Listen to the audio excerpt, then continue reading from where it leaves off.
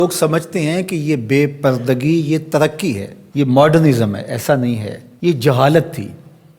کعبۃ اللہ کا طواف برہنہ کیا جاتا تھا. تو برہنگی یہ جدت نہیں ہے، یہ قدامت ہے. یہ ترقی نہیں ہے، یہ جہالت ہے.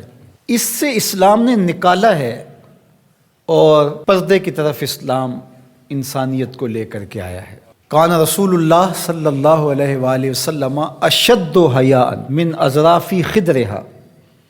کمواری لڑکی پردے میں لپٹی ہوئی جس طرح حیادار ہوتی ہے، حضور اس سے بھی زیادہ حیادار تھے. تو یہ ہمارا دین ہے. لیکن مغرب اور لادینی قوتیں جانتی ہیں کہ پردہ اسلام کا شعار ہے، اور انہوں نے پہلے اس کو کمزور اس طرح کیا جس طرح ایک رواج کسی نے کہا. بعض بڑے بڑے چینلز کے اوپر بیٹھ کے نام نہاد مفکرین کہتے ہیں یہ عرب کلچر تھا. عرب کلچر تو برہنگی تھا. عرب کلچر تو برہنہ طواف کرنے کا تھا. گھروں پہ جھنڈے بدکار خواتین کے چھتوں کے اوپر عرب میں لگتے تھے. تو یہ پردے کا تصور کلچر نہیں ہے، بلکہ یہ سنت زہرا سلام اللہ علیہا.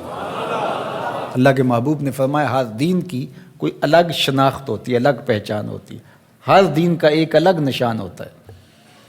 تو اسلام کی وہ خاص چیز، وہ خاص نشان، خاص پہچان پردہ ہے، حیا ہے.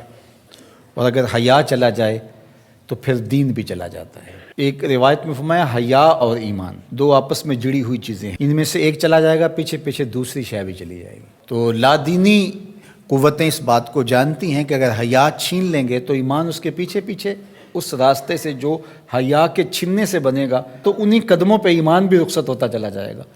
تو لہٰذا ان کو یہ کہو کہ تم ترک ایمان کرو تو یہ تو کبھی راضی نہیں ہوں گے. تو اس لیے انہیں پردے کا ترک کروایا جائے، انہیں حیا کے جوہر سے محروم کیا جائے تاکہ یہ ایمان کے جوہر سے بھی محروم ہو جائیں. تو پھر انہوں نے کئی رنگ تراشے. کبھی کہا کہ نظر کا پردہ ہے، کبھی کہا کہ پردہ تو انسان کے دل میں ہوتا ہے. تو مجھے بتاؤ آج کا شخص جو شہوتوں سے لتھڑا ہوا ہے، جہاں شہوات کی گندی ہوائیں چل رہی ہیں، اس ماحول کے اندر اگر کوئی یہ بات کہے تو کتنی عجیب ہے.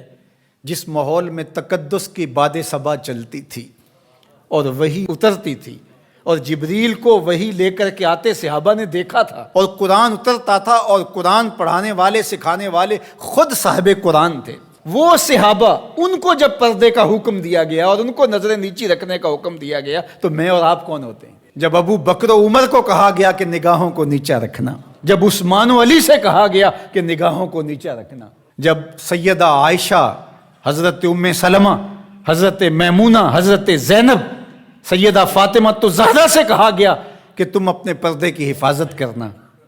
تو مجھے بتائیے اس تقدس مآب ماحول کے اندر بھی جب پردہ کرنے کے لیے مومنوں کی ماؤں کو حکم دیا گیا، اور ابو بکر و عمر، عثمان و علی عشرہ مبشرہ جن کی جنت کی ضمانت بھی رسول اللہ نے دی ہے، تو جب ان کو بھی کہا گیا کہ نگاہوں کو نیچا رکھنا تو میں اور آپ کس شمار میں ہیں؟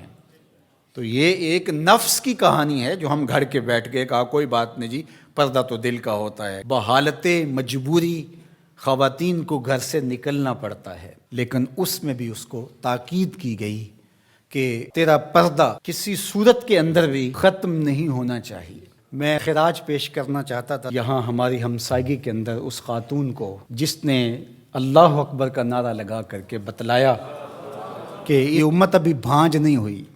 اس امت میں آج بھی بیٹیاں موجود ہیں جو اپنی آبرو پر پہرا دے سکتی ہیں، اور یہ حالات بتاتے ہیں کہ یہ امت مرنے کے لیے نہیں قیامت تک قائم رہنے کے لیے پیدا ہوئی ہے انشاءاللہ.